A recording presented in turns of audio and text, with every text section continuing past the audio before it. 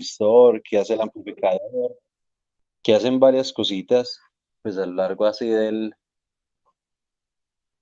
circuito, que es lo que vamos a poder ir aprendiendo, pero por lo menos en la lógica, en su funcionamiento, quedó claro cómo funciona el seguidor.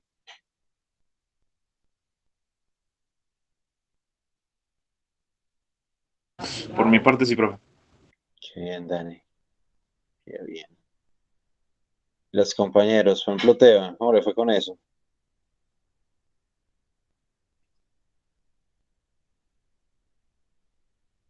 Bien, profe. Uy, ¿estaban está con Juan o qué?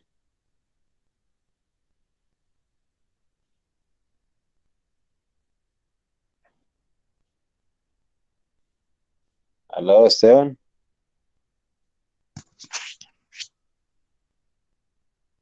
Bueno, Esteban se nos voló. Por ejemplo, Santivedoya, ¿cómo le fue con lo del seguidor?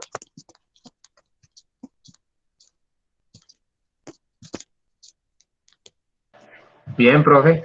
Ahí más o menos ya miramos lo de los materiales y todo eso Bien, un bien, el poco. circuitico, lo analizaron, lo entendieron así por encimita.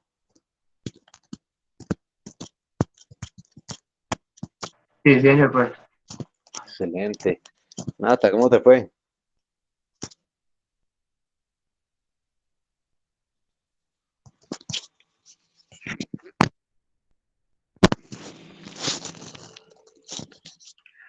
Nata.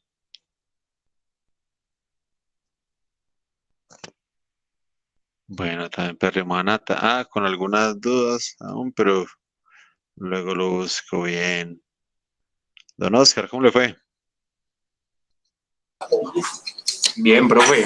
Ahí ese día pues vimos varios circuitos, pues estuvimos viendo ahí un poco. Ah, bueno. Bueno,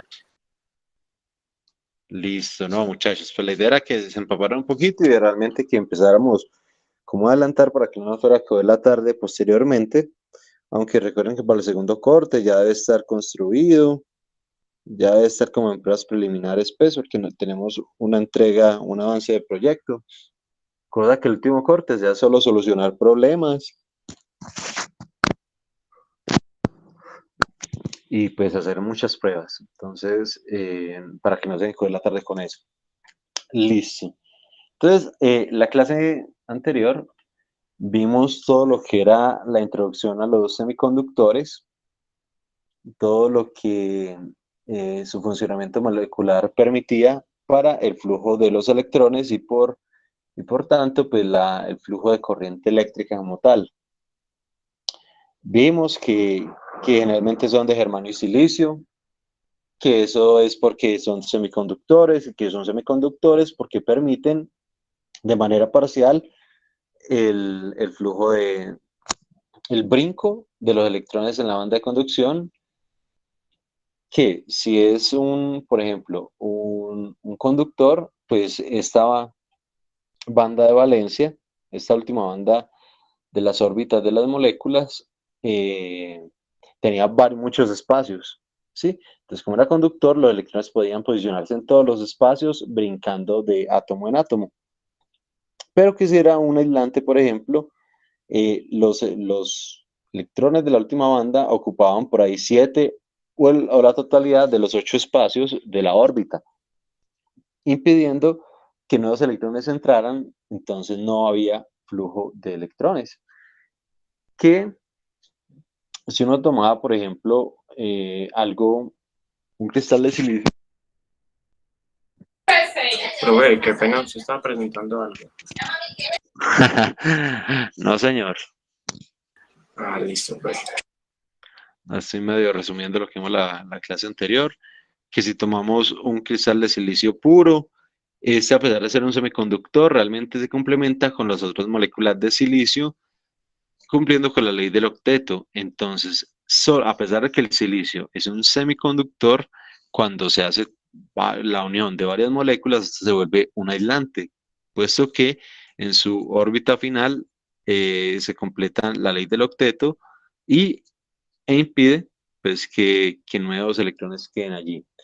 Ahora, lo que se hace es tomar, por ejemplo, esos cristales de silicio y se le inyectan literalmente impurezas, de otros materiales, pentavalentes o trivalentes, para que generar o electrones libres o huecos en el sistema.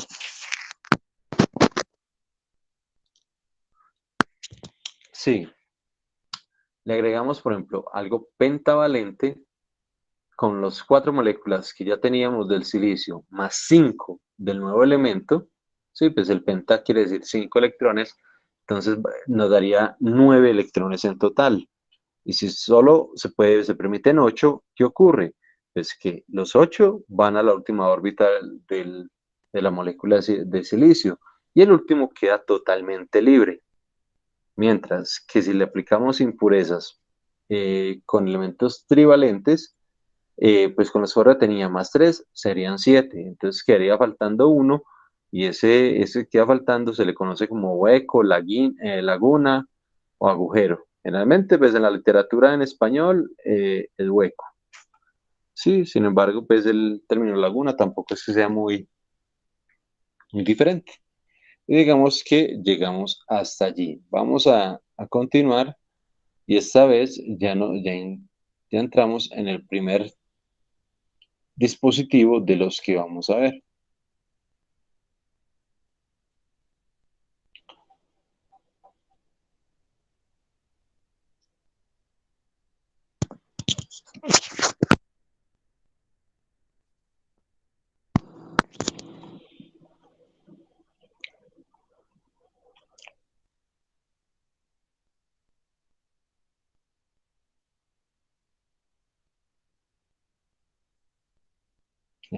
Bueno, muchachos, la lentitud, pero aún no tengo mi computador.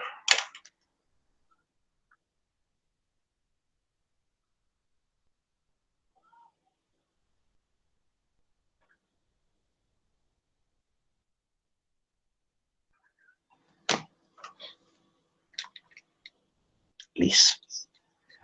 Entonces, resulta que hoy vamos a ver, por lo menos a entender, lo que son los diodos como tal. Primer dispositivo semiconductor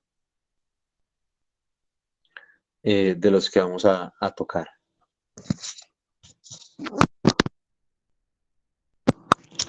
Antes de iniciar pues directamente con el dispositivo, quería ver la parte de Profe, muy señor.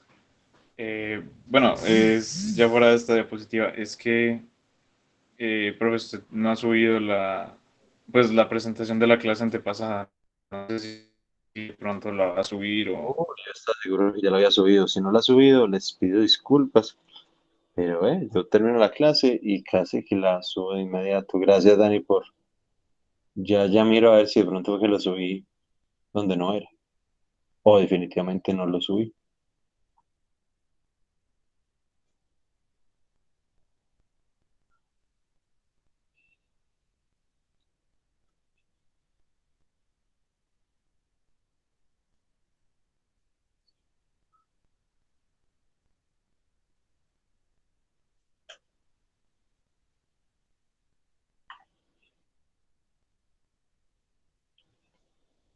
Ay, uy, toda la razón. Sí.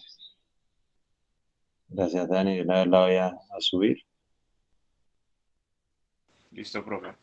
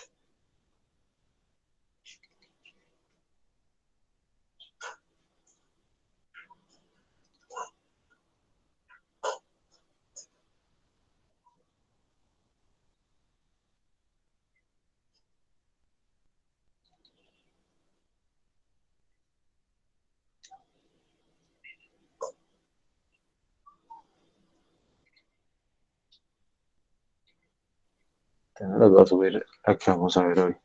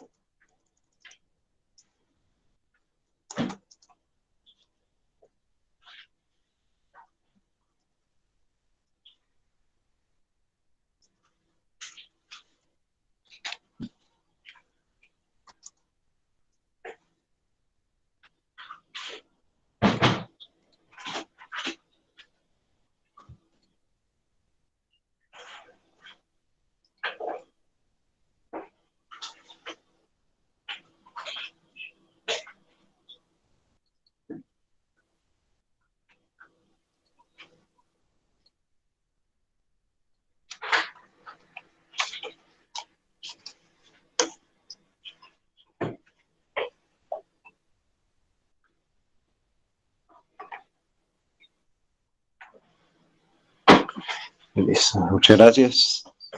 Entonces tenemos que realmente los semiconductores no es que se generen dispositivos como diodos, transistores, amplificadores operacionales, en fin, con un solo tipo de cristal o de molécula.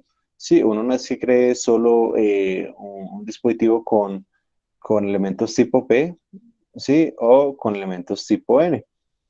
Eh, Realmente los semiconductores o la creación de dispositivos basados en semiconductores es la unión de dos o más de estos semiconductores como tal. Por ejemplo, entonces el diodo prácticamente lo estamos visualizando acá en esta primera, sin embargo no lo vamos a llamar diodo, simplemente lo vamos a llamar juntura PN.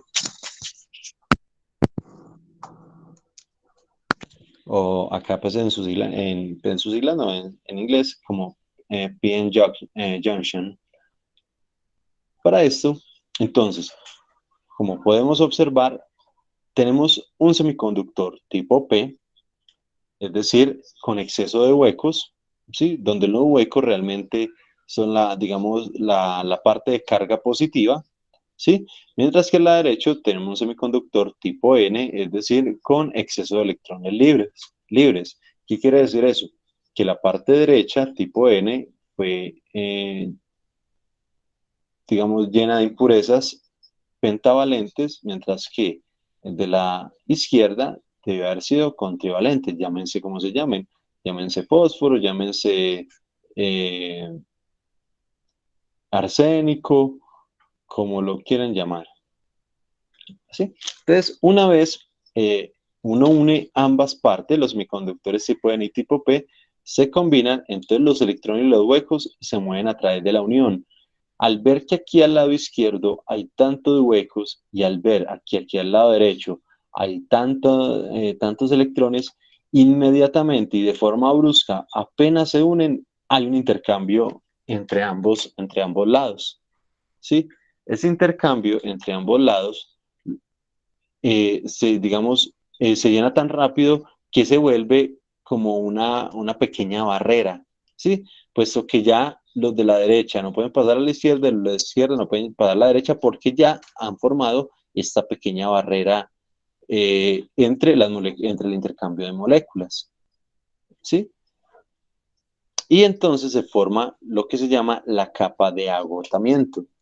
Y esa capa de agotamiento como tal lo que hace es generar algo que es la barrera de potencial. O sea, esa capa de agotamiento realmente o físicamente lo que hace es una barrera de potencial. Para poder o no superar esa barrera de potencial, el voltaje que se debe aplicar al semiconductor o a la juntura PN, pues obviamente debe estar por encima de esta barrera. Y esta barrera de la que estamos hablando es muy simple, es un parámetro muy simple de analizar, bueno, de analizar no, de superar, puesto que, por ejemplo, en los diodos de germanio, la barrera es de tan solo entre 0.23 y 0.3 voltios, y en la de silicio está entre 0.6 y 0.71 voltios. Entonces realmente son voltajes pequeños que casi que cualquier tipo de batería o fuente DC es capaz de superar. Una vez, digamos, superada la barrera, ahí sí puede haber flujo de electrones. Mientras la fuente o lo que se le conecte esté por debajo de ese valor, en la vida va a poder, digamos, fluir ningún tipo de electrón allí. Entonces, aquí tenemos la juntura PN. Y esa rápida acción de los electrones y los huecos forman, recuerden, la capa de agotamiento. En esa capa de agotamiento, como resultado, genera la barrera de potencial que de aquí en adelante es la que debemos superar. Sí, físicamente se supera con voltaje. Ahora, nosotros tenemos esa juntura, entonces tenemos que se forman y se hace la capa de agotamiento y hay que superar esa barrera. Ah, listo, entonces superémosla. ¿Cómo se puede superar? Pues conectémosle una batería. ¿Sí? Si esa juntura PN se polariza de manera directa, ¿y cómo es polarizar de manera directa? Pues colocar positivo con positivo y negativo con negativo. ¿Sí? Colocarlo de forma directa a cada uno de esos polos. ¿Qué ocurre cuando esto pasa? La barrera, bueno, y obviamente con un potencial por encima del voltaje de barrera, ¿qué va a ocurrir? Van a ocurrir varias cosas. Lo primero es que la zona de agotamiento se reduce. Esta zona, como empiezan a entrarle electrones de la batería o de la fuente, ¿sí? Empiezan a empujar los electrones de la zona P o del semiconductor, perdón, del semiconductor N, empieza a empujarlos a superar esa barrera y cada vez que hay un brinco entre estos, realmente esa barrera se va disminuyendo porque empiezan a fluir esos electrones. Si la unión es de silicio, ese voltaje de barrera debe ser superior a 0.7 y si es de germanio, lo estandarizaron por encima de 0.3. Claro que desde por encima de 0.23 voltios ya está digamos, muy bien. Nos dice, al ser polarizada directamente la juntura PN, el potencial de juntura disminuye y los electrones se difunden hacia la región P y los huecos hacia la región N. Entonces, como podemos observar acá, una vez superada la barrera, ya los electrones fluyen con normalidad, con tanta normalidad que en algunas aproximaciones matemáticas podríamos ver al diodo como si fuera un simple cable. Deja fluir casi la totalidad de la corriente que llega hacia él. ¿Sí? Casi que es un cablecito. Esto si lo polarizamos de manera directa, es decir, positivo con positivo y negativo con negativo. Pero ¿qué pasa si una juntura PN realmente la polarizamos de manera inversa? De manera inversa quiere decir positivo con negativo y negativo con positivo. Nos dice, la zona de agotamiento se agranda, hay una tensión de ruptura, es decir, ¿eso qué es? Es el voltaje máximo permitido sin que se destruya la unión. No hay circulación de corriente. El campo eléctrico se intensifica, la capa de deflexión se ensancha o de agotamiento y la corriente de difusión se hace cercana a cero. ¿Por qué? Si nosotros podemos ver acá, realmente lo que estamos haciendo es cargas contrarias, se me fue la palabra, se buscan, se me fue la palabrita, y cargas del mismo signo se repelen, ¿sí?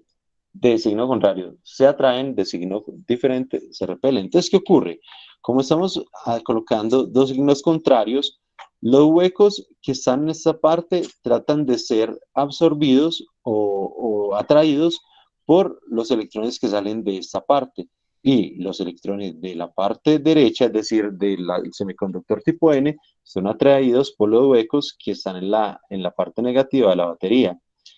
¿Qué ocurre? En vez de estar tratando de unir, de reunirse en el centro, ¿sí? Para poder hacer un brinco entre electrones y huecos, lo que hacen es que se van para los extremos, ¿sí? Buscados por la inversa de la batería. Si se van para los extremos, antes lo que hacen es ensanchar la capa de agotamiento, ¿sí? Es decir, incrementan la barrera a un nivel o a un voltaje muchísimo más grande que realmente no es que se pueda superar. ¿Por qué? Porque de esta manera nunca se van a acercar electrones y huecos, no importa cuánto voltaje usted ingrese. Y nos hablan de algo que es la tensión de ruptura, es decir, qué tanto usted puede incrementar el voltaje antes de destruir de forma total la juntura PN. Y por tanto, pues el dispositivo se va a quemar. Sí, entonces, dependiendo de lo que usted tenga, acá en la juntura, en la polarización inversa, lo que usted tiene acá es un bloqueo total de la corriente, no deja fluir absolutamente ningún electrón. ¿Sí? ¿Qué implica eso? Que tenemos polarización directa, él deja fluir con normalidad casi como si fuera un cable, mientras que si lo aplicamos una polarización inversa, actúa prácticamente como una resistencia infinita, como un circuito abierto, como un dispositivo que impide el 100% de la corriente, es decir, un total aislante. ¿Sí?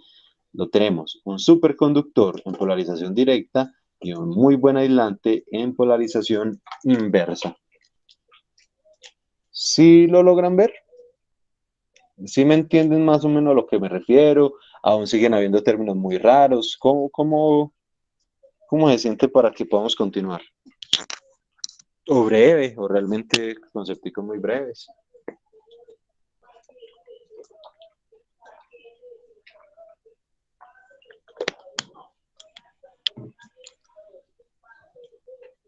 ¿O fue que me cayó el internet?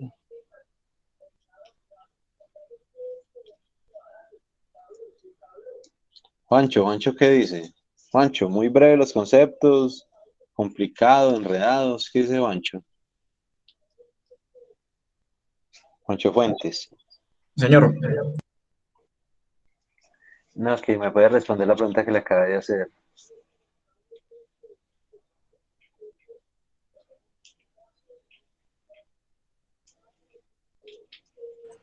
profe, tengo el internet un poquito mal, pero pues sí estoy entendiendo bien.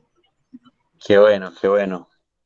Eh, Meli, ¿cómo vas con los conceptos? Pues, digamos, son simples, pero hay que tenerlos bien claros en la mente para poder continuar.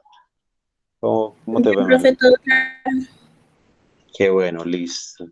Te pregunté que ahí a la... Ah, vale, ¿cómo vas con los conceptos? Profe, bien. Perfecto. Ah, bueno, qué bueno que se está entendiendo todo.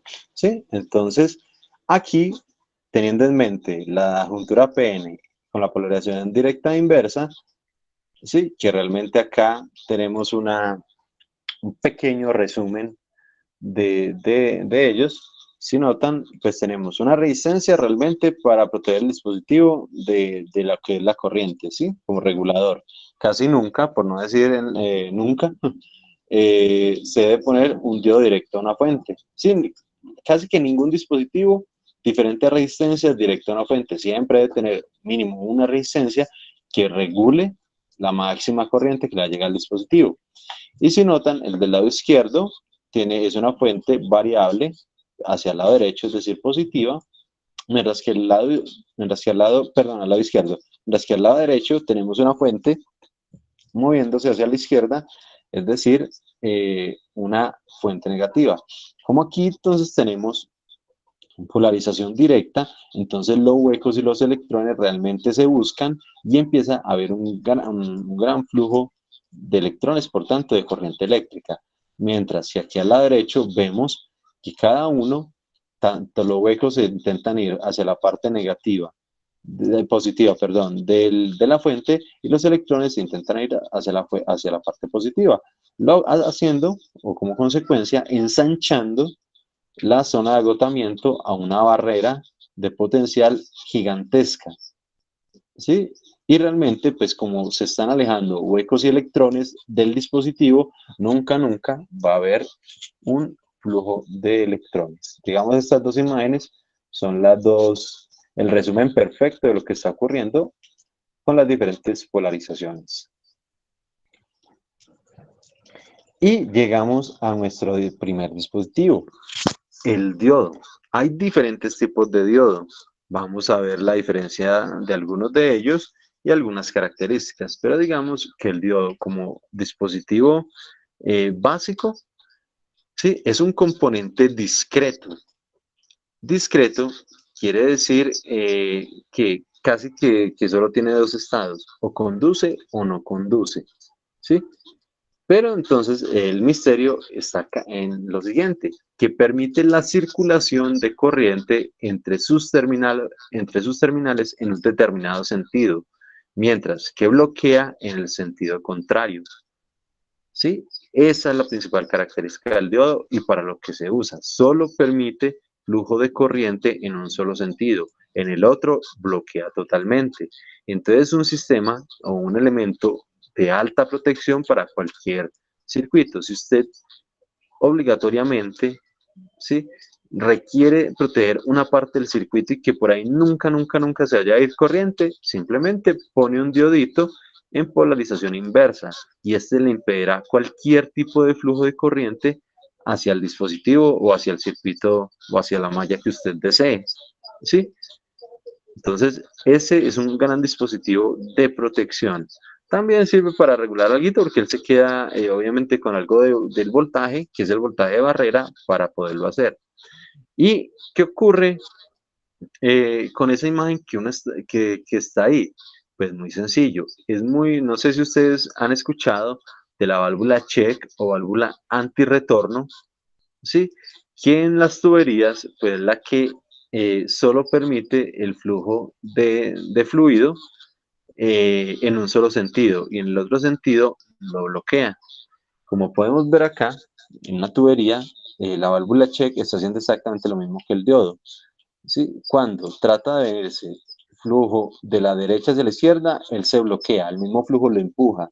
Mientras si está derecha a izquierda, él permite el flujo, pero permite el flujo después de que ha empujado cierta cantidad de fuego, con cierta cantidad de fuerza, la compuerta. Si ustedes notan, no es que llegue un poquito de flujo y él se abre, vea, ahí llega, todavía no se abre, cuando ya el flujo es altico o superior a la fuerza de la compuerta, él lo permite pasar en un solo sentido, ¿sí? Entonces, lo que tenemos es como la válvula de antirretorno electrónica, como tal.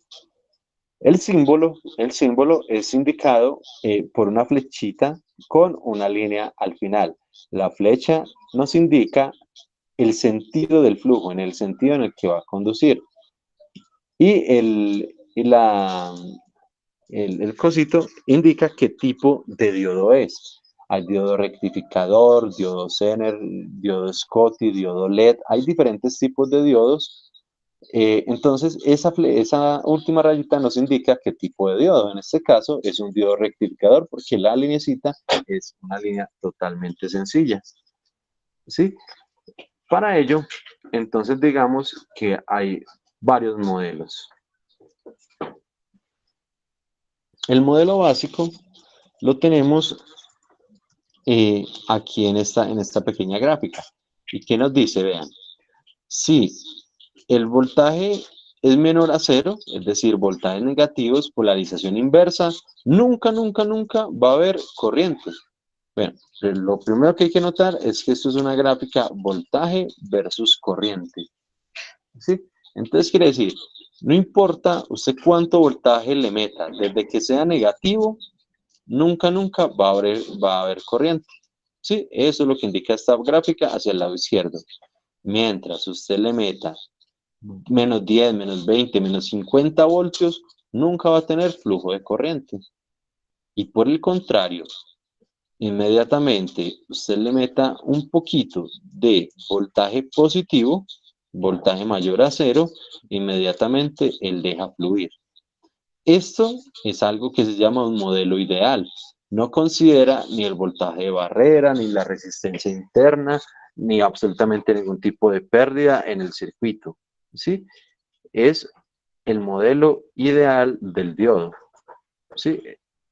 Recuerden, voltaje negativo, no deje conducir. Un poquito de voltaje positivo y ya está conduciendo en su totalidad como si fuera un cable. Ahora, un poquito así, digamos, medio rápido de cómo se hace. Entonces dice, actualmente los diodos se fabrican a partir de la unión de dos materiales semiconductores de características opuestas. Es decir, lo que está haciendo ahí es la juntura PN. Es decir, uno de tipo T y otro de tipo P. A esta estructura se le añaden dos terminales metálicos para la conexión con el resto del circuito. Entonces, literalmente lo que hay dentro de un diodo es un poquito de semiconductor N, un poquito de semiconductor tipo P y simplemente le ponen los dos terminales metálicos para no insertarlos en el circuito. Sí, hay dos tipos de hacerlo. Hay uno que es para montaje superficial y otro, perdón, es que esto me genera eco acá, y es que este barraco parlantico está dañado. ¿Sí? Entonces hay que se puede dar de forma vertical o de diodo plano. Sin importar cuál sea, hace exactamente lo mismo. ¿Sí? La forma, cómo fluyen los electrones, cómo se aíslan, dependiendo de lo que le llegue acá, en fin. Entonces, cuando obviamente se genera o se hace la unión PN, entonces esto es de lo que se está hablando es de un monocristal de silicio puro dividido en dos zonas con una frontera nítida, definida por un plano. Una zona se dopa con impurezas tipo P y la otra con impurezas tipo N. Realmente ya pues se tiene bastante claro que es un semiconductor tipo N y tipo P. Casi que podríamos ver el parcial ya de lo que es esta parte conceptual, por lo claro que ya lo tenemos. Tenemos, por ejemplo, los tipos de impurezas, ¿sí? Por ejemplo, cuando hablamos de impurezas trivalentes, quiere decir con 3 electrones de valencia, lo que quiere decir que va a generar huecos, ¿sí? Y estos son del grupo 3 de la tabla periódica, como el boro. Mientras que por el contrario, para obtener un semiconductor tipo N, es decir, con exceso de electrones, lo que requerimos es elementos pentavalentes, es decir, del grupo 5, como el fósforo. Si este va a generar electrones libres.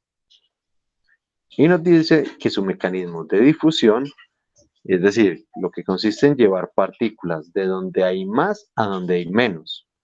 El efecto es que los electrones y los huecos cercanos a la unión de las dos zonas la cruzan y se instalan en la zona contraria, es decir, electrones de la zona N pasan a la zona P y huecos de la zona P pasan a la zona N, tal cual como lo vemos.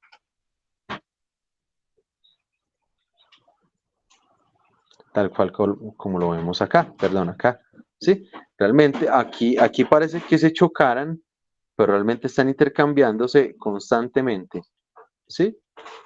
Electrones de la zona N a la zona P y huecos de la zona P a la zona N. Entonces están intercambiando de una forma tan rápida que el flujo es totalmente constante, ¿sí? Este movimiento de portadores de carga tiene un doble efecto. En la región de la zona P cercana a la unión. Tenemos los dos efectos. El primero es que el electrón que pasa a la unión se recombina con un hueco y aparece una carga negativa. Entonces, donde antes había una carga positiva representada por el hueco, cuando el electrón llega hasta allí, entonces esa carga antes nos cambia ahora a carga negativa. Y luego, al pasar el hueco de la zona P a la zona N, provoca un defecto de carga positiva en la zona P, con lo que también aparece una carga negativa. Entonces, ¿qué ocurre? Cuando el huequito de la zona P pasa a la zona N, ¿qué es lo que ocurre? Pues simplemente este huequito que estaba acá pasó y entonces ya no hay hueco. Lo que hay ya aquí en esta parte es un defecto de cargas positivas porque lo positivo está pasando para el otro lado. Entonces aquí está disminuyendo la capacidad de carga positiva, convirtiéndose realmente en carga negativa. ¿Sí? Por defecto pareciera pequeño, pero realmente es tan rápido y tan constante el paso de los huecos a la zona N que este queda prácticamente totalmente negativo y entonces todos los electrones están fluyendo en su totalidad. Sí, lo que se ve en esta parte, acá. Los huequitos se van llenando, perdiendo de a poquito carga positiva, hasta que queda totalmente en carga negativa, haciendo que el dispositivo sea totalmente un conductor. ¿Sí? Aquí es donde se ve perfectamente eso que nos dice esa parte de la teoría. Sí, va perdiendo la carga positiva, convirtiéndose totalmente en negativa. Bueno, totalmente no. Siempre van a haber huecos y no podría haber ese flujo. Pero pues ya desde en una porción mucho más pequeña. Ahora, el mismo razonamiento, aunque con signos opuestos, puede realizarse para la zona N. ¿Sí? Entonces la difusión de los electrones van de la zona N a la zona P y los huecos van de la zona P a la zona N. Carga positiva en la zona N y negativa en la zona P. Listo. Ahora, lo que ya se había dicho, pero digamos acá ya hablando propiamente del diodo, es que aparece ese campo eléctrico desde la zona N a la P, que se opone al movimiento de los portadores según la difusión. Realmente esa barrera no es que se cree solita, se crean con el movimiento inmediato de la unión. Cuando se combina, aparece esa. Y va creciendo conforme pasan las cargas a la zona opuesta.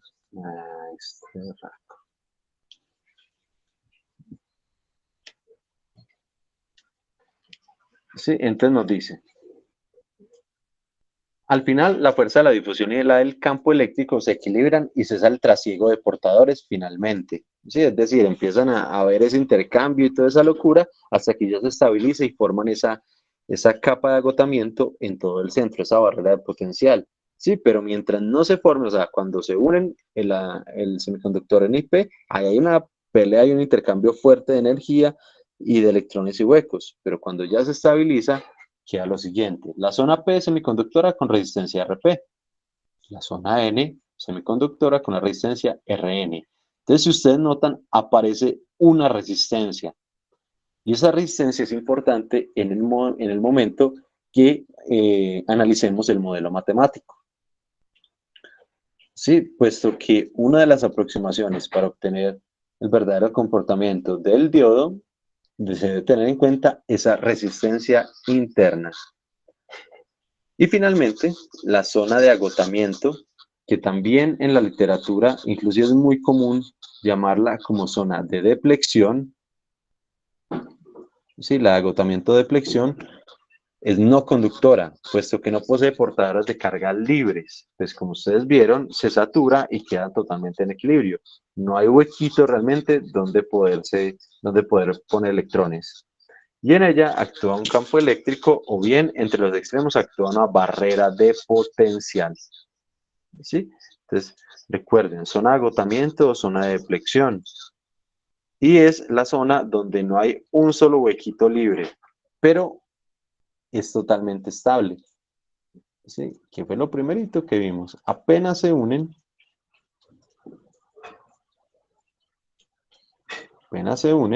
queda en total equilibrio. Apenas hay un intercambio de electrones a huecos y de huecos a electrones, quedan en estabilidad absoluta. Y lo que forman es esa barrera de depleción o capa de agotamiento, generando nuestra barrera de potencial.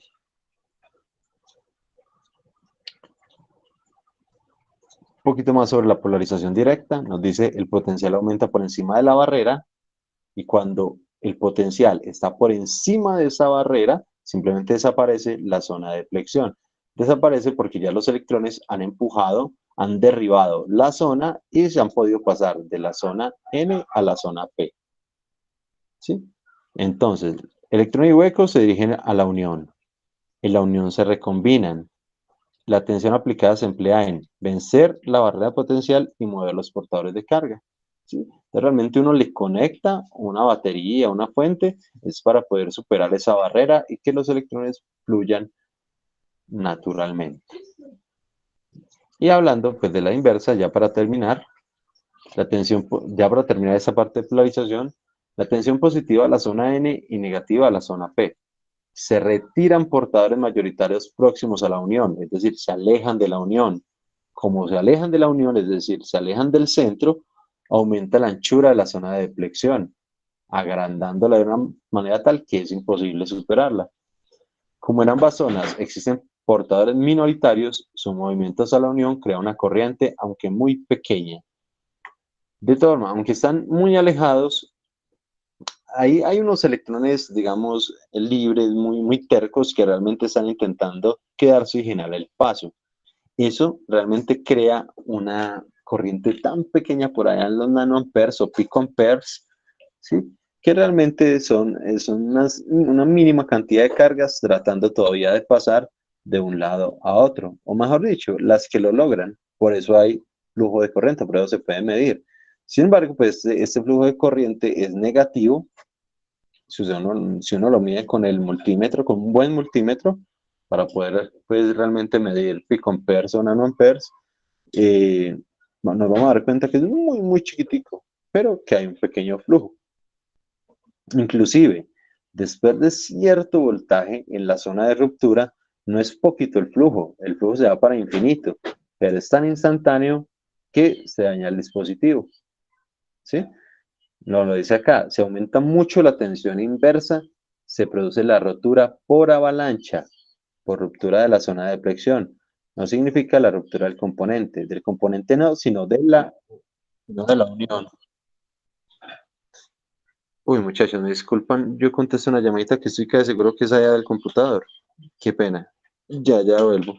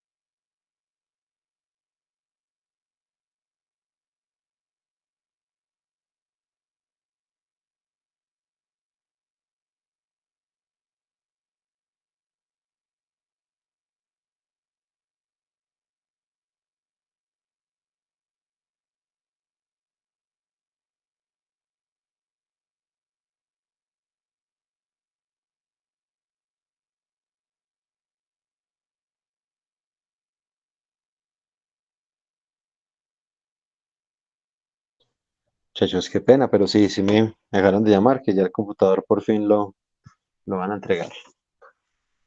Entonces, no es que el componente se estalla, realmente los únicos componentes electrónicos que realmente estallan son los capacitores, de resto lo único que hacen es quemar sus uniones de semiconducción. El diodo es uno de los que simplemente echa un poquito de humo y ya. Eso es todo, no es que el elemento se vaya a romper como tal, pero la unión sí se rompe. Entonces, cuando usted llega, bueno, dependiendo el tipo de diodo, entonces uno puede llegar, por ejemplo, a los menos 50 voltios y a los menos 50 inmediatamente el elemento llega a su zona de ruptura, ¿sí?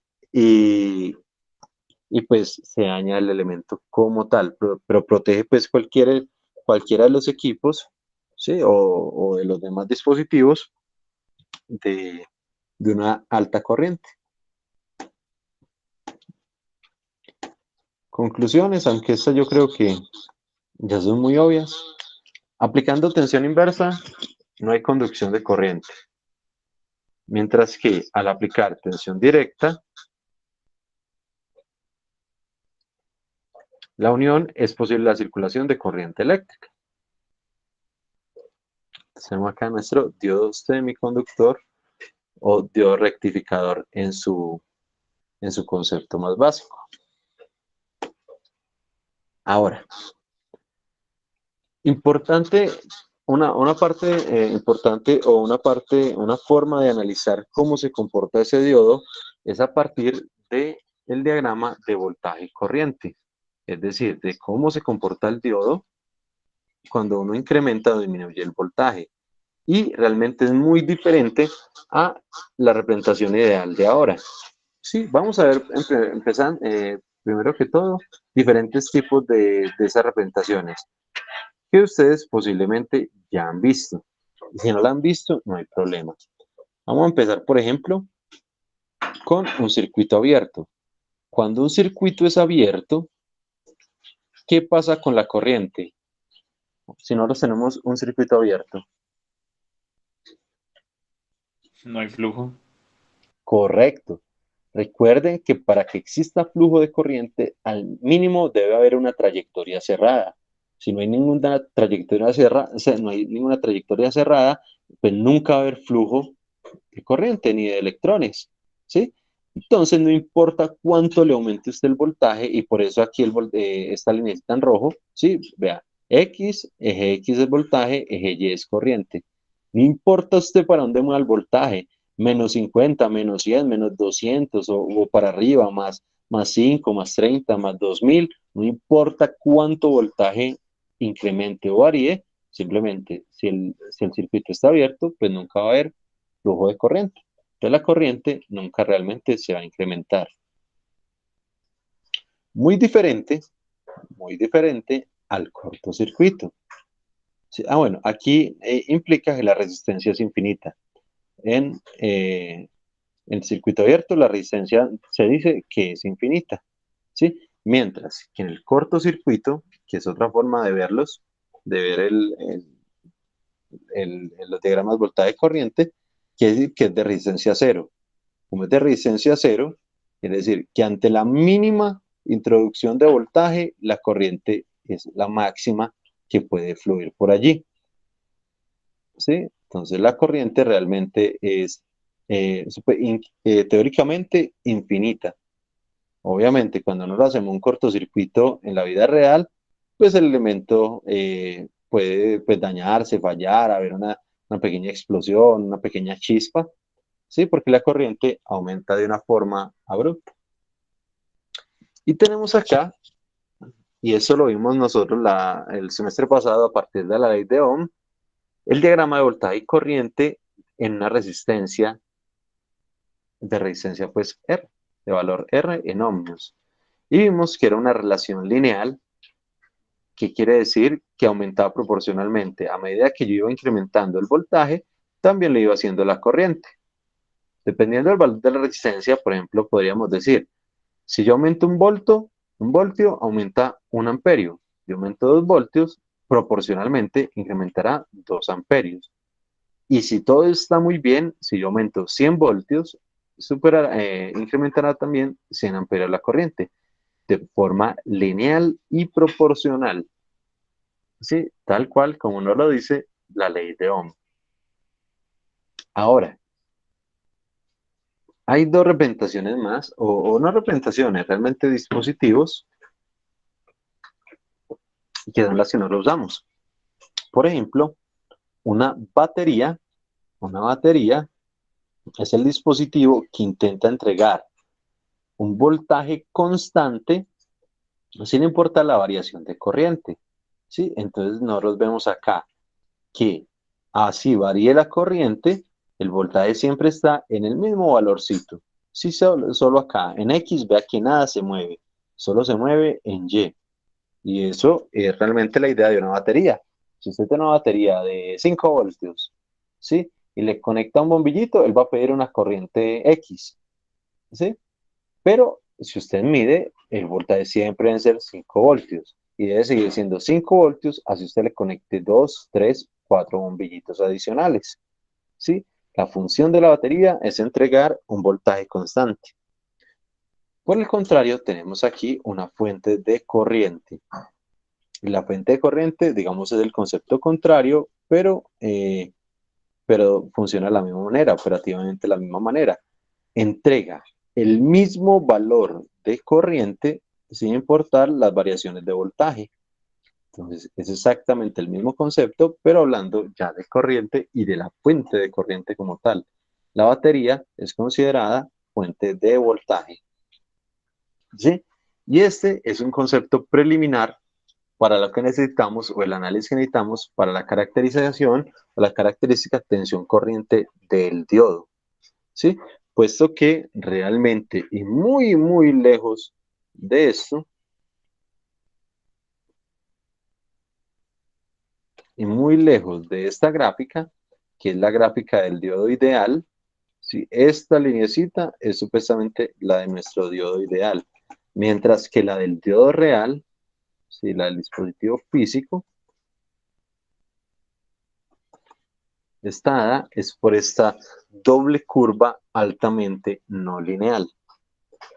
¿Sí? Entonces nos dice, la figura muestra la característica voltaje corriente, o tensión corriente, o diferencia de potencial corriente, como lo quieran llamar, típica del diodo real.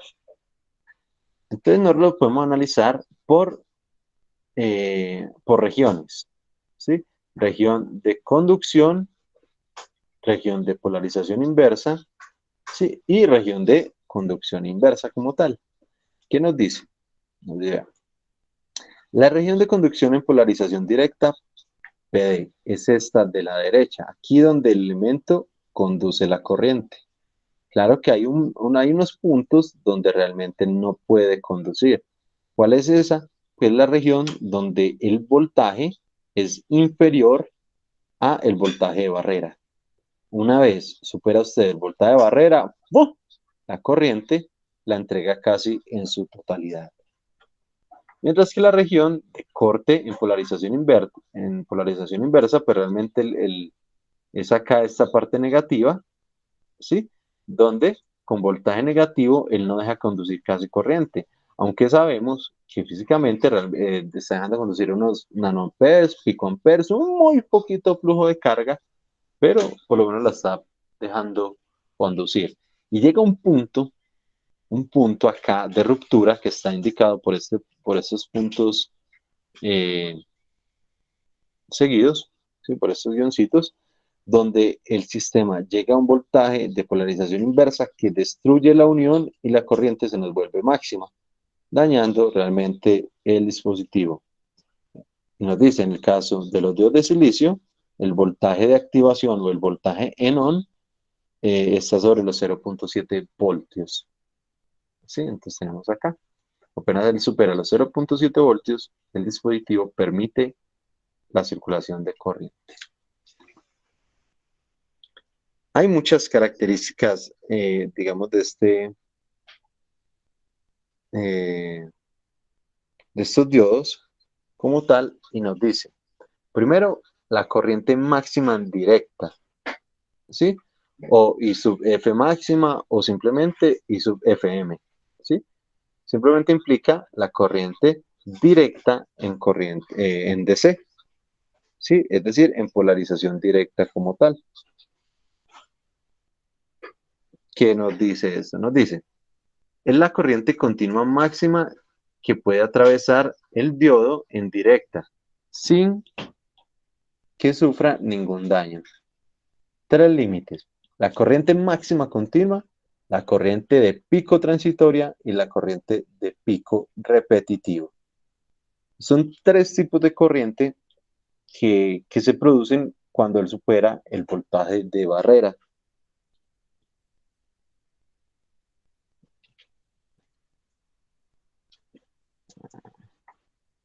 Adicional.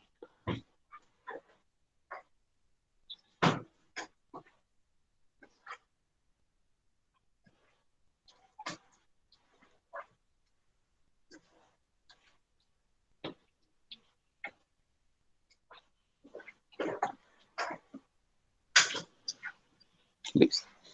Hay tres voltajes, tres corrientes entonces que se presentan allí.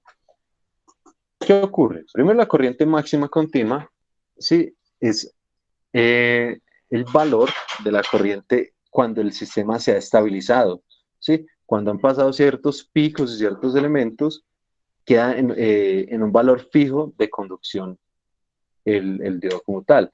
Mientras que el corriente de pico transitoria, en la que se especifica también el tiempo que dura el pico, es una corriente instantánea, es la máxima que puede alcanzar cualquier dispositivo y solo se alcanza en un instante de tiempo, ¿sí? Generalmente, los dispositivos, perdón, yo abro aquí el Jamboard,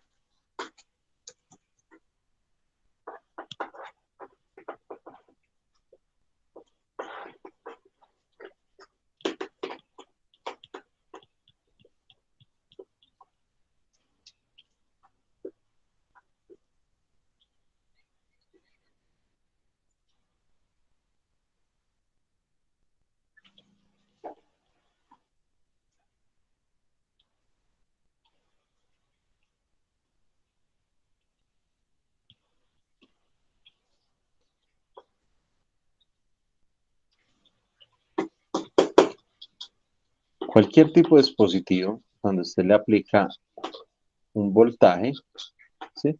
La corriente empieza a fluir, pero la corriente intenta fluir de una forma tan rápida que cuando él intenta llegar a un valor constante, realmente él se pasa un poquito con energía, una inercia eléctrica grandecita, hasta que se estabiliza en el voltaje en el que va a quedar finalmente. ¿Sí? Pero en la corriente en la que va a quedar finalmente. Pero ese pico máximo que solo ocurre en un instante sería la corriente pico. Esa corriente pico, recuerden, solo se da en un instante, lo tienen todos los dispositivos, inclusive los eléctricos. Por ejemplo, no sé si quienes hayan trabajado con motores o hayan visto, de pronto le hayan puesto el multímetro a un motor, especialmente a un DC, perdón, especialmente a una C, ¿sí? Cuando lo encienden, él gasta mucha más energía intentando arrancar el motor que cuando el motor ya está en marcha, por obvios motivos, ¿sí? Y cuando se enciende puede llegar unas 10 veces más alta, una corriente 10 veces más alta que la de funcionamiento normal, hablando de un motor eléctrico como tal. Sí, entonces puede que trabaje normalmente a 5 amperios y el voltaje pico puede estar en 30 a 40 amperios. También es característica del diodo.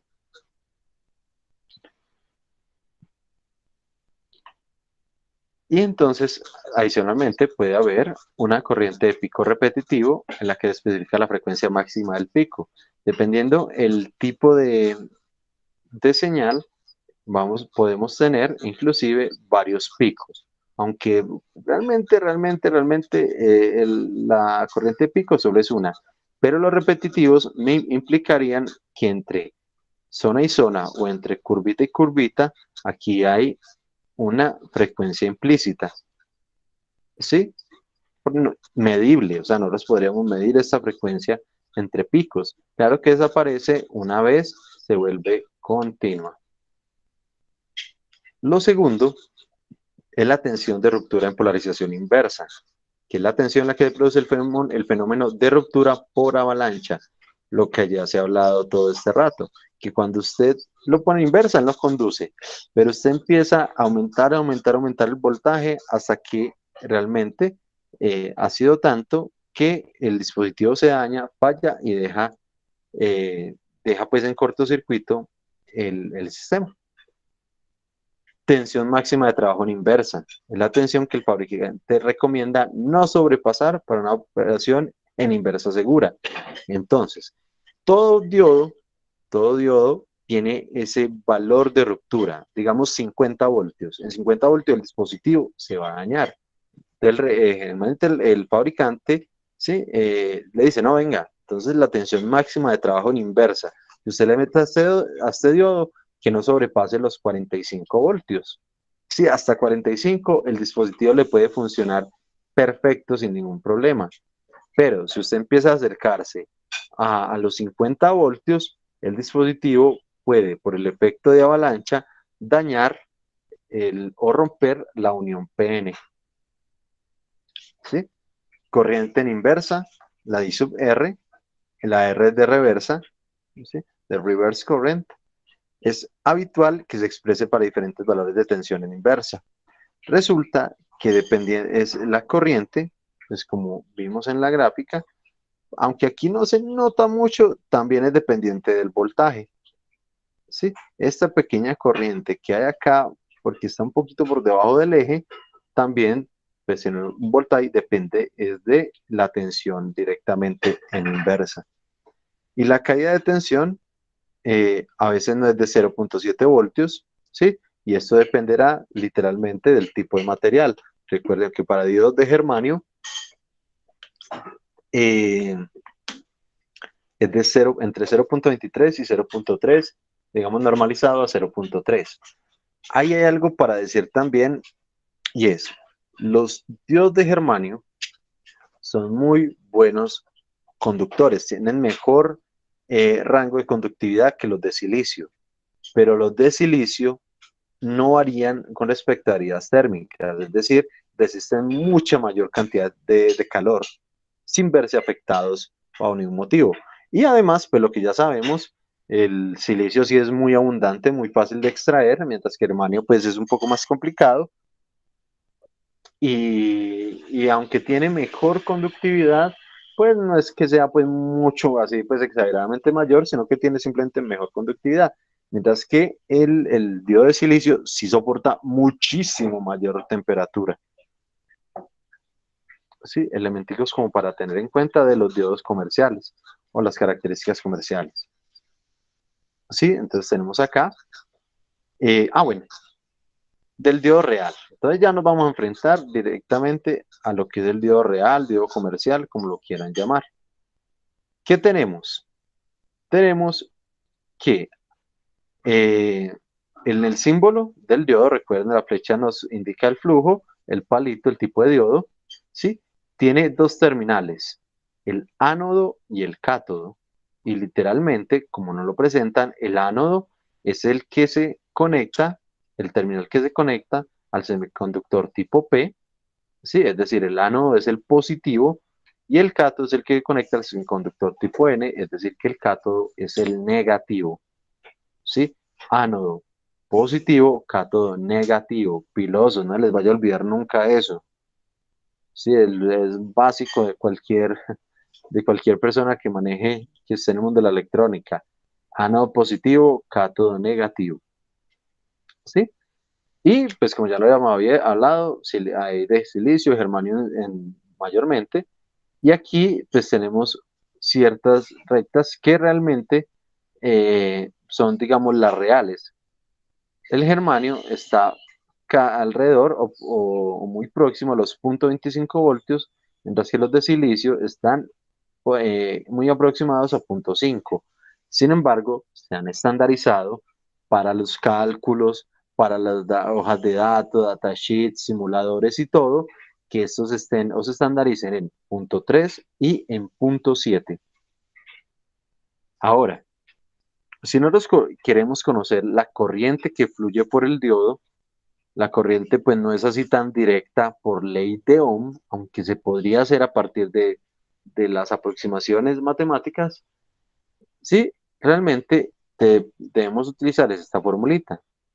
La corriente la corriente de saturación inversa por la exponencial de la tensión del diodo por la carga del electrón, dividido dos parámetros, K y T, donde K es la constante de Boltzmann, que fue el que desarrolló el diodo, ¿sí? Y T es la temperatura a la que se va a usar en grados Kelvin. Sí, pilosos, no podemos ni siquiera usar en grados centígrados porque el cálculo sería totalmente erróneo. Y todo eso menos 1. ¿Sí? Esta es la ecuacióncita que debemos usar para realmente conocer el valor de la corriente a cualquier valor de voltaje o en el diodo. ¿Sí? Esta, digamos, es la ecuación, digamos, genérica o física para realizarlo. Sin embargo, hay una ecuación matemática más aplicada y es exactamente la misma, sino que han cambiado las variables, sí, ya las han unido, y es que la corriente propiamente del diodo nos va a dar va a ser la misma corriente de saturación por la exponencial de, de BT, que es el potencial equivalente de temperatura que está dada por la constante de Boltzmann por la temperatura en grados Kelvin, ¿sí? Y tenemos un nuevo parámetro, que es esta N, que es una constante que vale entre 1 y 2. Y esta constante no la dan los fabricantes de los diodos. Entonces, esta es, digamos, una un poco más resumida, ¿sí? Por lo tanto, pues más utilizadita en el cálculo de la corriente de los diodos. Unos pequeños características allí. Nos dice, en directa y a partir de 0.7 voltios, la corriente aumenta mucho, conduce mucho el diodo y las corrientes son muy grandes.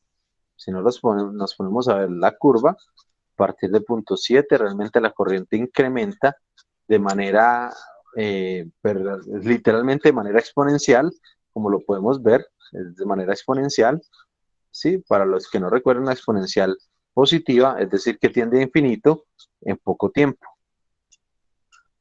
¿sí? Llegando a la corriente máxima constante en muy poco tiempo, es decir, deja conducir toda la corriente que por él quiera pasar. Lo segundo, bueno, debido a estas corrientes grandes, el diodo podría romperse. Por eso hay que tener cuidado con eso. Como máximo de tomará 0.8 o 0.9 voltios. ¿Sí? En inversa tenemos corrientes negativas y pequeñas. Entonces también lo que aquí se notaba, y es aquí en la parte inversa, en primer lugar las corrientes, si uno las mide, va a dar un valor negativo en el multímetro como tal, en un buen multímetro. Y lo segundo es que pues va a ser muy pequeñas, nanoamperes, picoamperes. Y a partir de menos un voltio se puede despreciar la exponencial y queda aproximadamente que la corriente es igual a menos la corriente de inversa. ¿Sí? Que es muy pequeña, aunque no se ha tenido en cuenta la corriente de fugas, con ello sería que la corriente total en la parte negativa va a ser menos la corriente en inversa, pues sumada con la corriente de fugas. La corriente de fugas es un parámetro que varía también con la temperatura. Sí, todo eso lo vamos a ir viendo, vamos a hacer unos ejercicios, unas cositas. Ahora, bueno, no, en primer lugar, ¿cómo vamos hasta ahí? Perdidos, vamos bien, seguimos con concepticos breves, ya los conocían, primera vez que lo escuchan y están enredados, ¿cómo van?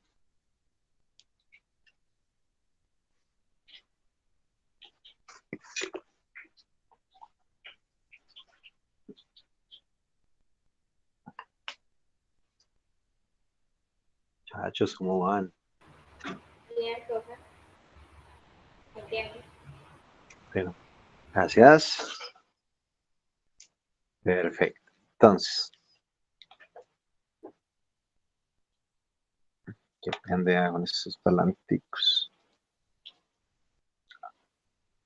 Ahora, vamos a ver varios modelos, ¿sí? Y distintas aproximaciones hacia esas curvas o hacia la forma como se pueden tomar esas gráficas. Tenemos acá, digamos, la parte central, esto es, digamos, es un acercamiento a lo que está ocurriendo acá en esta parte, ¿sí? Nos dice, a partir de menos un voltio, si no hubiera corriente, tendríamos una corriente pequeña, perdón, si no hubiera corriente de fuga, tendríamos una corriente pequeña y horizontal, pero como hay fugas que son proporcionales a la tensión inversa, bajando poco a poco. Entonces realmente acá lo que vamos a tener, a partir de menos un voltio, ¿sí? Una pequeña, la corriente de la que hemos hablado, que es para nanoamperes, picoamperes, y va a ser muy, muy, muy pequeñita, casi despreciable, ¿sí? Pero va a existir, ¿sí? Ahora, eso hablando pues aquí de la parte negativa. Si nos alejamos un poquito más hacia la izquierda, no aquí en la parte inicial en menos un voltio, sino ya más alejadito, por ejemplo, si se sigue aumentando la tensión inversa, puede ocurrir la ruptura a la tensión de ruptura. En este ejemplo, por ejemplo, ese voltaje de ruptura es de menos 50 voltios y aparecerá el efecto de avalancha y la ecuación no vale, es otra distinta. Realmente, no es más allá de la ecuación, pues la corriente aumenta de manera abrupta, ¿sí? Y genera una corriente en inversa muy alta, lo que hace es destruir el elemento. ¿Sí? Entonces, dos pedacitos más a tener en cuenta. Ahora, como ya lo habíamos visto, los diodos también tienen una resistencia interna. Es más, una de las formas de saber si un diodo está bueno o malo es a partir de la medición de la resistencia. Sí, por ejemplo, nos dice, R es la resistencia combinada de las zonas P y N. De manera que el voltaje, la corriente, es la tensión, perdón, el voltaje, ¿ves? Esta expresión acá no, sería que solo el voltaje, que el voltaje, perdón, no, de manera que el voltaje es la tensión que se está aplicando en la unión PN, siendo la intensidad, siendo I la intensidad que circula por el componente y B la tensión entre los terminales externos. Entonces, ¿qué ocurre? Si uno aplica un voltaje, él va a generar una corriente.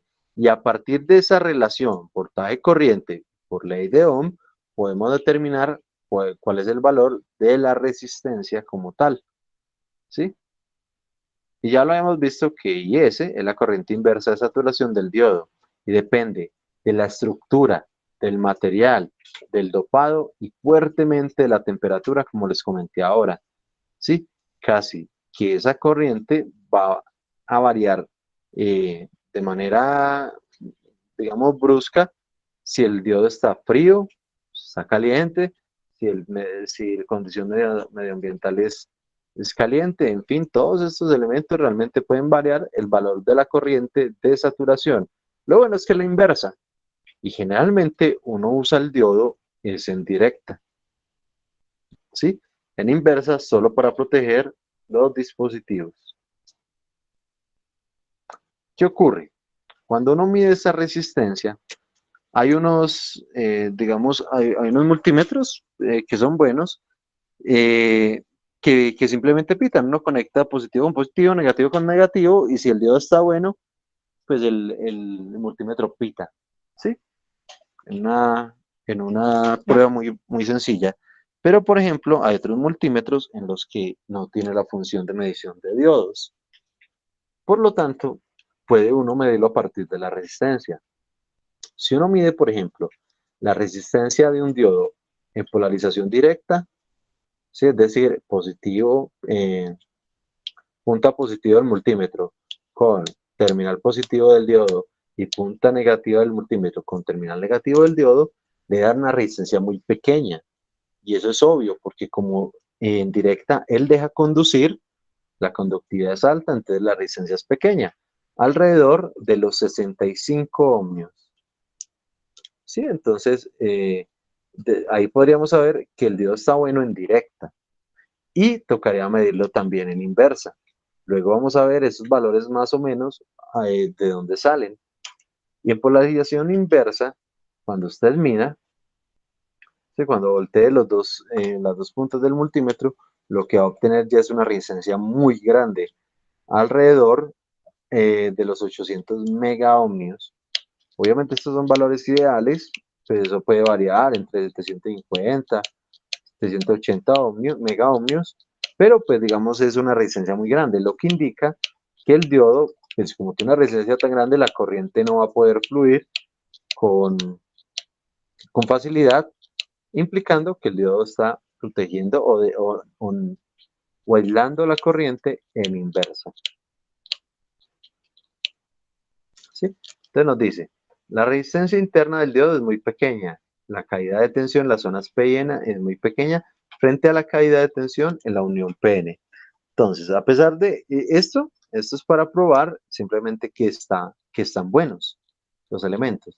Pero realmente la resistencia interna del diodo realmente es muy, muy pequeñita y puede variar desde menos de un ohmio hasta unos 15 a 20 ohmios, algo muy, muy pequeño, y eso que 15 a 20 ohmios ya es bastante, un diodito bastante grandecito. ¿Sí? Los dioditos comerciales sencillos pueden estar menos de un ohmio como tal. Hay tres distintas aproximaciones.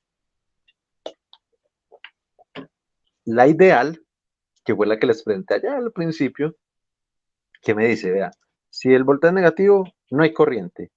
Si el voltaje es levemente positivo, ya dejó conducir. Es decir, como si fuera un cable. ¿Sí? Eso ideal, o ese sistema ideal, Hace ver el sistema o el diodo como simplemente fuera un cortocircuito, como si fuera un cablecito sencilla, que deja conducir corriente infinita, pero pues realmente deja conducir la corriente que pasa por él, ¿sí? De manera directa. Entonces, viéndolo de manera ideal, es simplemente un cortocircuito y en su parte negativa un circuito abierto. ¿Sí? Eso es, digamos, la aproximación ideal. Pero, pero todos sabemos que no es así. El modelo realmente, o el diodo, empieza a conducir realmente cuando se supera el voltaje de tensión. ¿Sí? Es decir, solo deja, o el modelo solo se toma a partir de voltajes por encima de 0.3 para el germanio y de silicio por encima de 0.6. Lo que implica que ya no es un cable. El modelo no es un simple cable. El modelo ya es como si fuera una fuente de voltaje. ¿Sí? Una fuente de voltaje de valor inverso al de la fuente o de sentido inverso al de la fuente, ¿sí? Para que matemáticamente se vaya restando el voltaje que consume el diodo, ¿sí? Mientras que en inversa sigue siendo un circuito abierto. Ahora, hay algo que se llama, o un modelo, que es la tensión de codo, ¿sí? Y resistencia directa. ¿Qué implica esto? Que simplemente el modelo ya no solo va a ser la fuente, sino que adicionalmente una resistencia interna. ¿Sí? Mientras que para inversa va a ser el circuito abierto nuevamente. Y finalmente tenemos la curva real, ¿sí? La que realmente nos permite hacer la simulación, o la que tienen los simuladores o analizadores gráficos. Y esta curva ya no, vea que estas son rectas. Una recta desde cero, una recta del voltaje de barrera y una recta, ¿sí?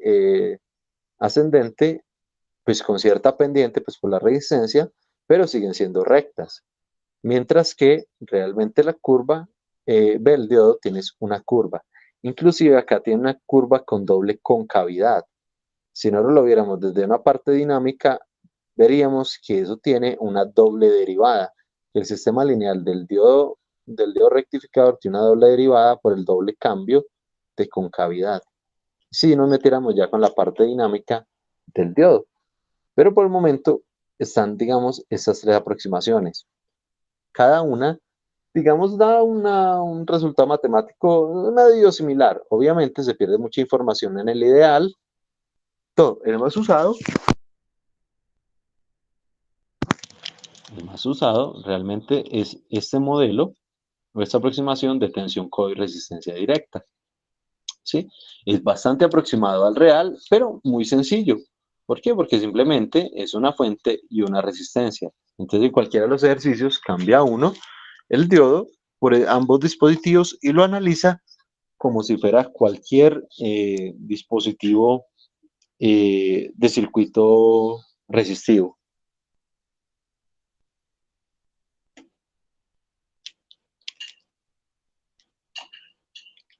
Ahora,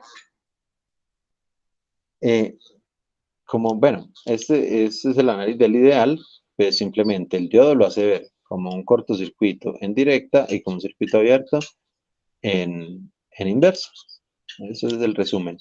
Y tenemos que para el modelo de codo, realmente el valor de la resistencia, sí, pues no lo sabemos, que es un dispositivo lineal. Ay, madre, me va a descargar dentro de poquito el celular, que es por donde estoy hablando. Muchacho, un segundito, me consigo un cargadorcito, dame un pequeño momento.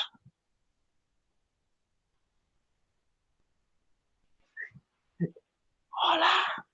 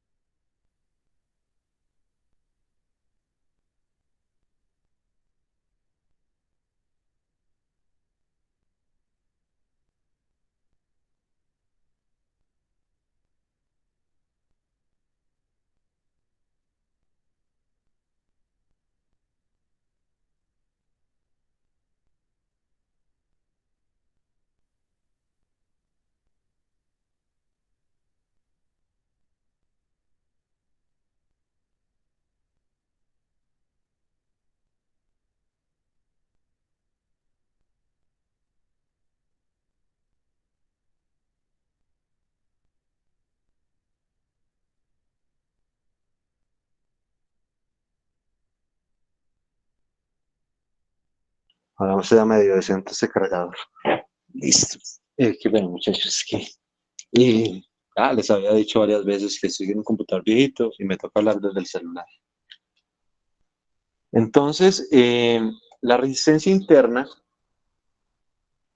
pues en ese esquema lineal de la aproximación, nosotros sabemos que la resistencia es un dispositivo lineal. Entonces, realmente eso se calcula a partir de la curva real, hace una aproximación a partir de la ecuación de la recta para obtener el valor de la resistencia.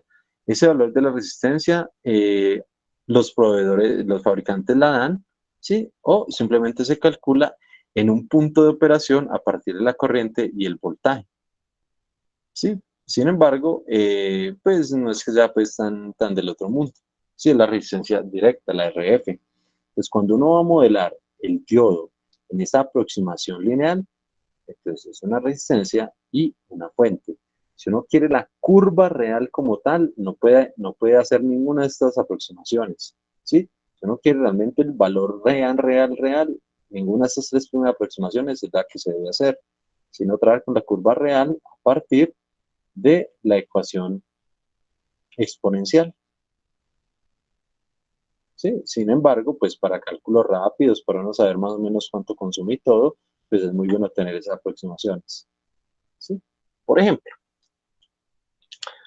si decimos calcular la corriente, la tensión, la potencia en la carga, así como la potencia del diodo y la potencia total para el circuito en la figura para un diodo de silicio 1N4001.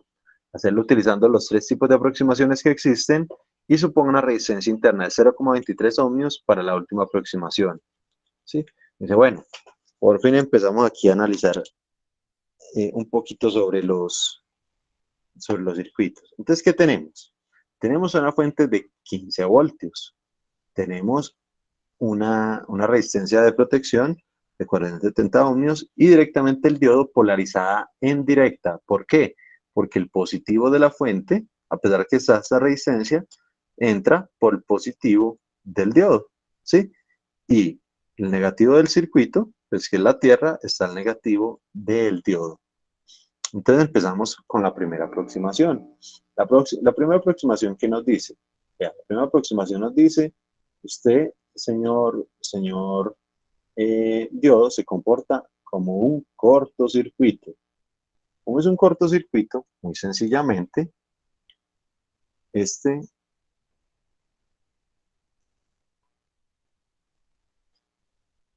circuito, entonces, primera aproximación. Entonces, la primera aproximación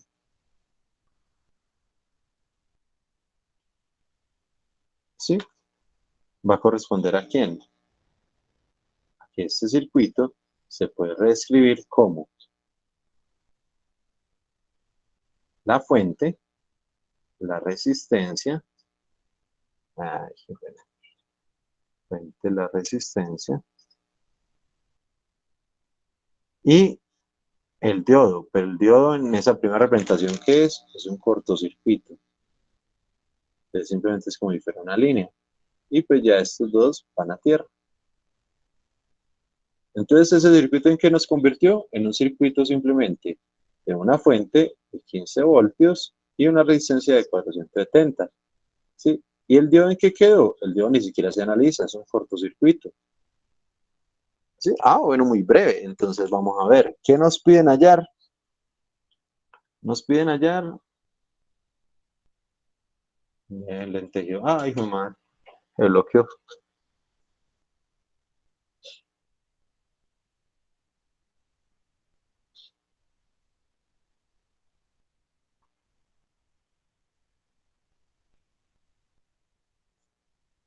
María, el bloqueo.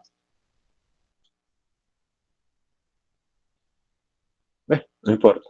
Bueno, sí, ahora sí. Piden la corriente. Bueno, entonces hallemos la corriente. ¿Cómo se halla la corriente en este circuito? Muchachos, ustedes ahí sí son los duros para eso. ¿Cómo se halla la corriente en un circuito con una sola resistencia?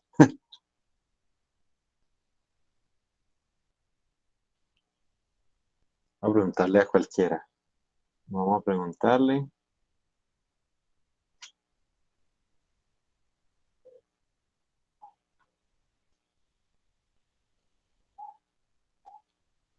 Profe, pues los 15 voltios dividido 470, que es la resistencia. Perfecto.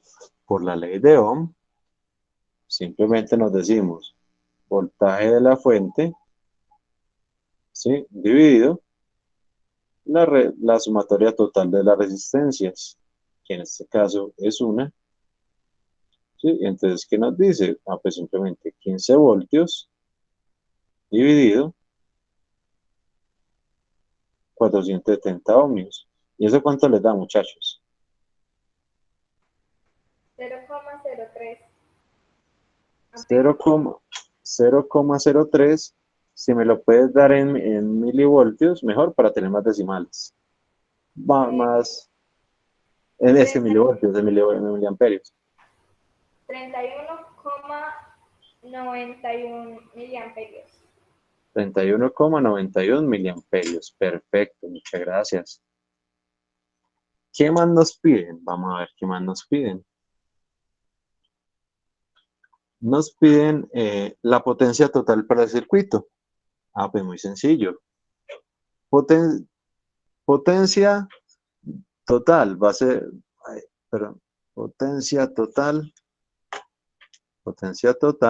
va a ser igual a la potencia en la resistencia más la potencia en el diodo. Como el diodo es un cortocircuito, pues la potencia va a ser cero, y entonces la potencia total va a ser igual a la potencia en la resistencia. Y muy sencillo, potencia en la resistencia va a ser voltaje en la resistencia por la corriente en la resistencia. ¿Sí? Entonces, ¿cuánto sería eso? ¿A quién multiplicamos? ¿Qué valores van ahí?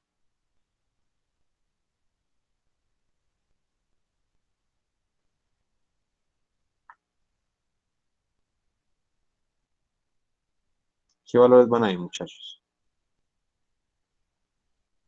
¿Cuál es el voltaje en la resistencia?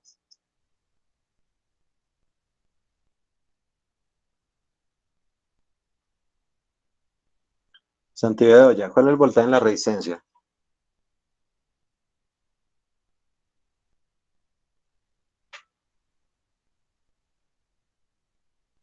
Santi.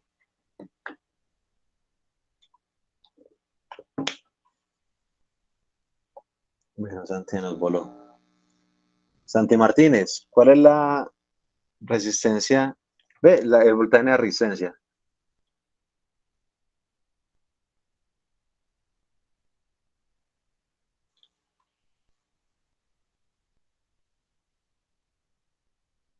Santi Martínez. También se nos voló. Segundo volado. Pipe Santiago, ¿cómo vamos?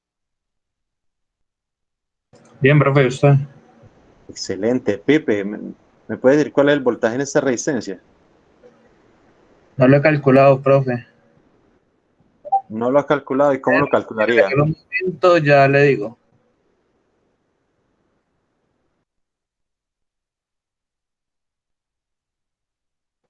Profe, Señor. no sé si está bueno, medio 15. ¿Y por qué será? Si reescribimos el circuito así, de pronto lo ven más claro. Una fuente, una resistencia. ¿Están en paralelo? Y si están en paralelo, sí, si están en paralelo, comparten en ambos terminales los mismos puntos. ¿Y cómo es el voltaje en paralelo? Igual. Perdón, exactamente, igual para todos los dispositivos. Entonces, sí, para eso no hay más dispositivos. Entonces, los 15 voltios enteritos se distribuyen entre todos los dispositivos. Si solo hay uno, entonces los 15 voltios completos van a la resistencia. ¿Sí lo notan?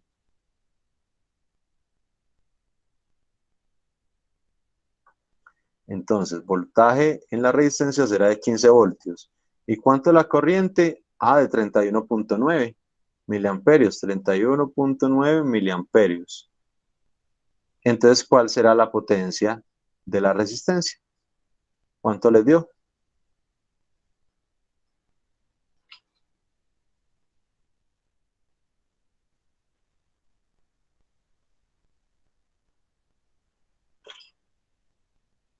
0,47 watts.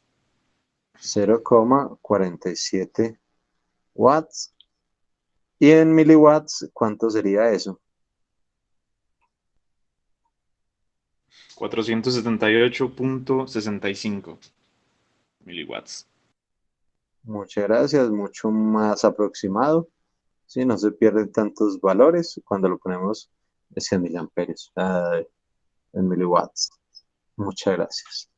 Perfecto.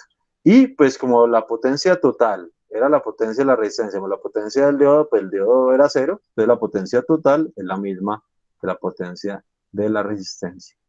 ¿Sí? Eso con el diodo como si fuera el diodo ideal, como si fuera un cortocircuito. Pero ahora vamos a hacerlo con la segunda representación. ¿Sí? La segunda representación, ¿qué nos dice?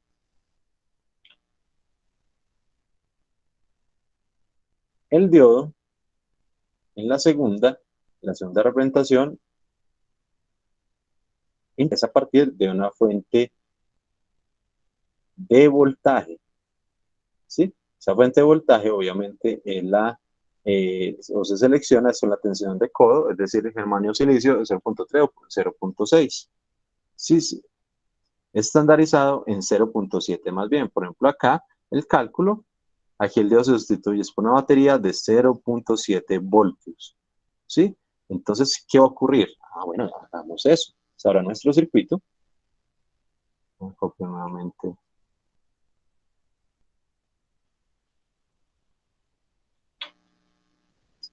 ¿Cómo se puede reescribir? Muy sencillo. Entonces, lo que se va a hacer ahora es la misma fuente, la resistencia es exactamente la misma, lo que está cambiando es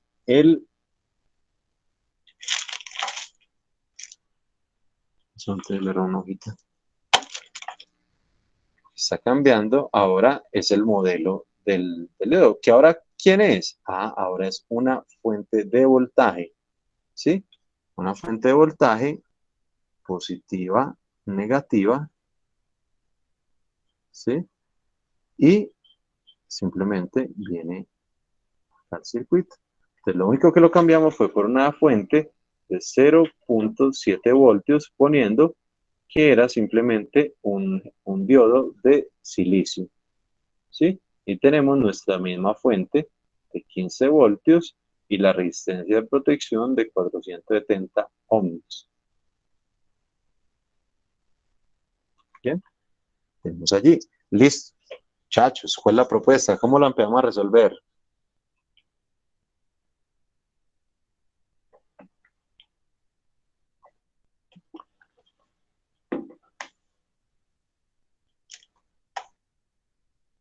¿Cómo se podría resolver ese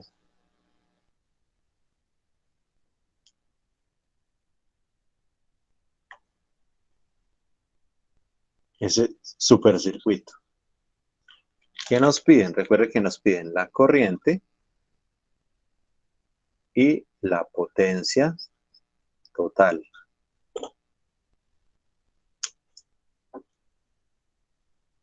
¿Cuál sería la propuesta ahí para resolver eso?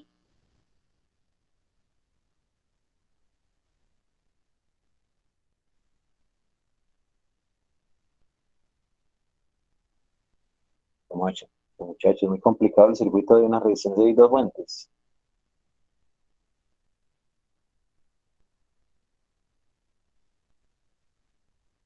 Juancho está por ahí. Juancho, ¿qué propondría?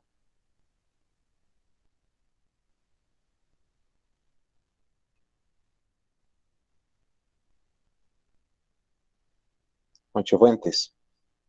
Otro volado.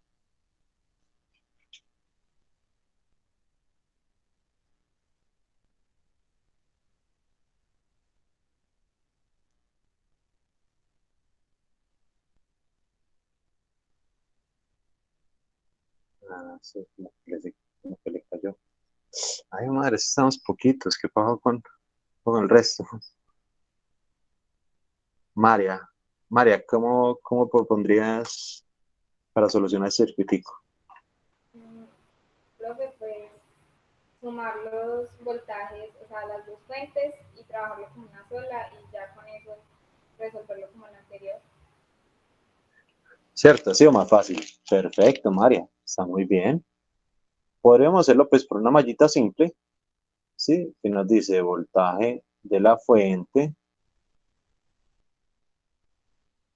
más el voltaje en la resistencia más el voltaje en el diodo será igual a cero, ¿sí?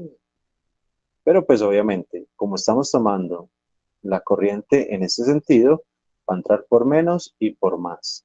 Entonces esto se nos va a convertir en menos 15 voltios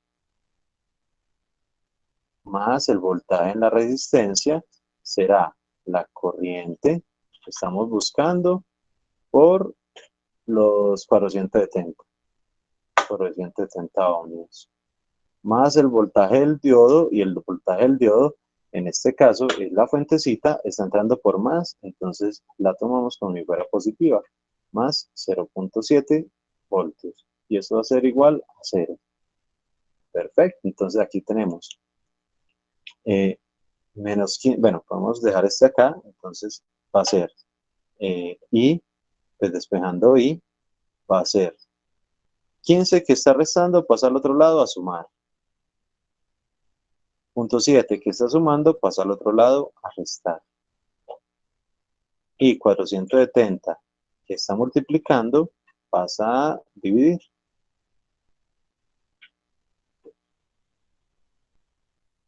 Listo. ¿Cuánto les da esa operación?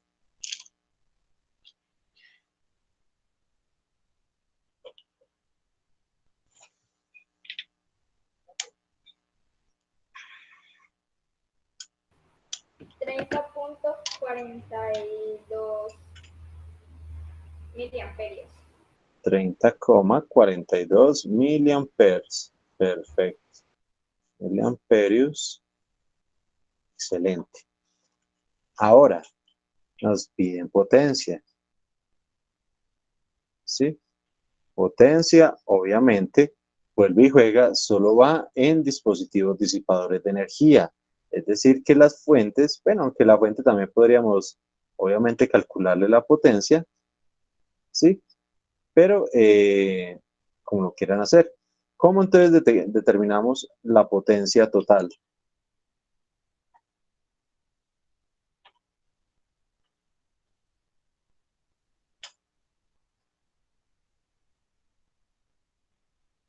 Observen acá.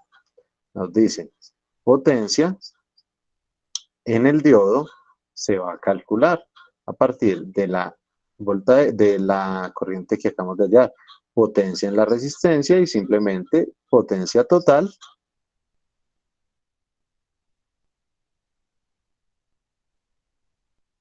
Entonces, potencia total va a ser potencia de la resistencia más potencia del diodo.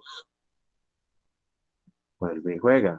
Potencia total será igual. Entonces, ¿cuál es la potencia en la resistencia? Entonces, voltaje por corriente. ¿Sí? Entonces, ¿qué nos dice? Voltaje, bueno, vamos a ponerle a la resistencia nomás. ¿Cuál será el voltaje en la resistencia?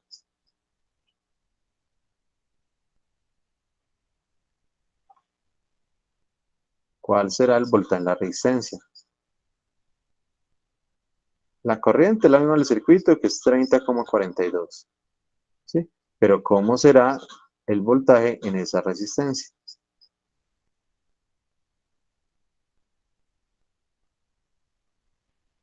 Según lo que vimos ahora. Y muy bien María nos dijo una de estas dos como si fuera una sola. Profe, es de 14.29 voltios. Perfecto, pero realmente es de 14.3, o sea, 15 menos 0.7. Sí, perdón, se aproxima. Sí, 14.30. 14.3 por la corriente. ¿Y eso cuánto les dio?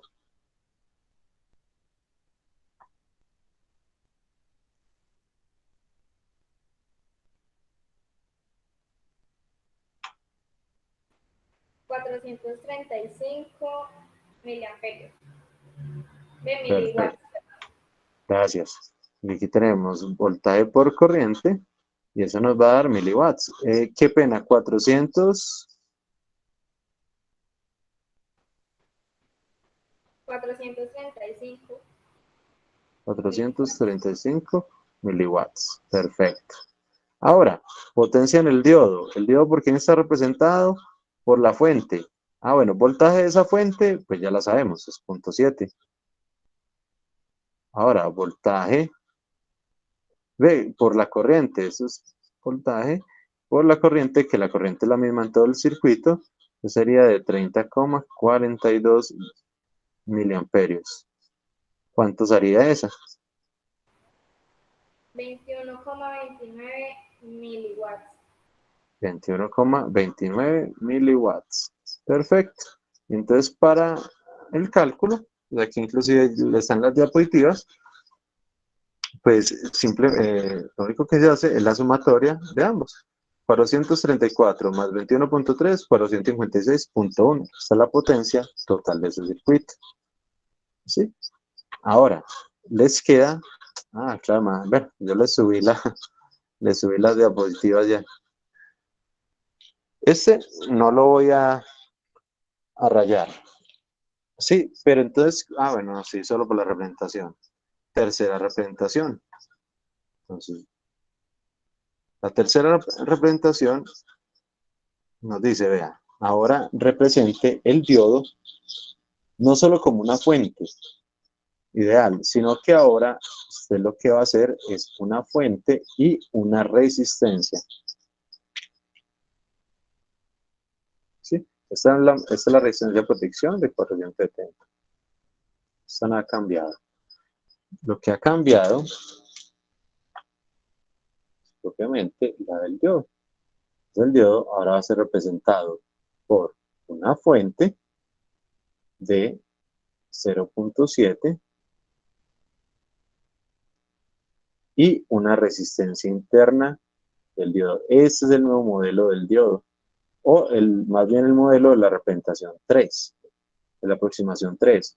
Y esta resistencia te nos dice, vea, suponga que la resistencia es de 0,23 ohmios.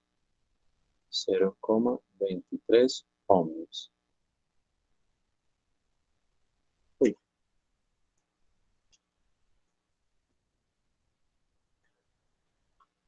Muchachos, no es calificable. Sí, porque empezando que ya están las diapositivas. Pero les voy a pedir que en estos 5 minuticos que quedan, por favor, lo resuelvan. Sí, en una pequeña hojita en su cuaderno, en una hojita, como quieran, lo resuelva normalito. ¿Sí? Hallen, por favor, la corriente del circuito y la potencia total, que es simplemente la sumatoria de todas las potencias.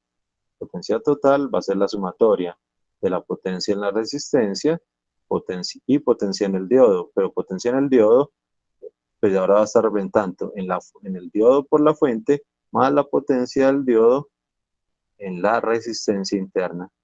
¿Sí? Por favor, lo resuelven, me lo envían, no se demoran menos de 5 minutos, pero para saber que sí entendieron, por favor. Entonces, estos 7 minutos es suficiente para que resuelvan este circuitico tan sencillo.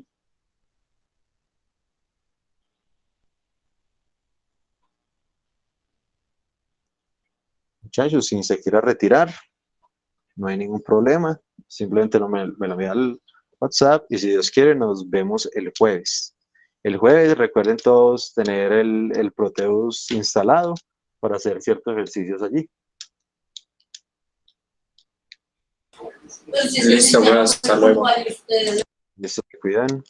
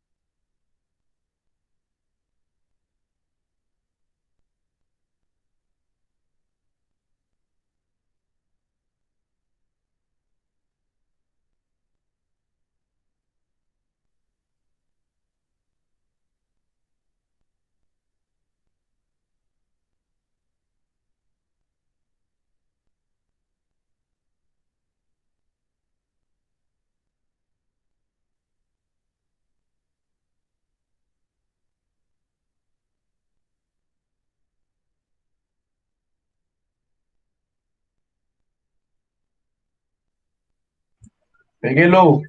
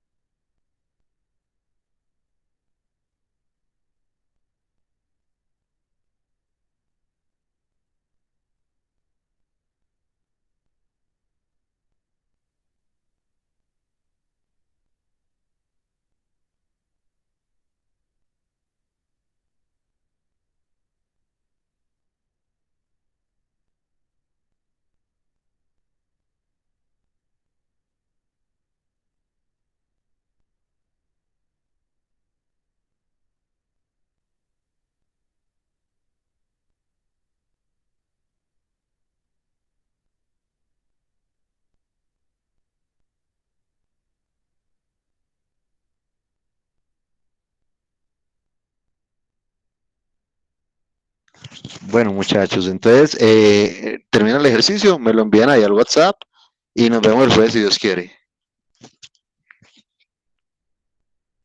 Listo, profe, gracias. Listo, muchachos, se cuidan. Buena semana. Listo, profe.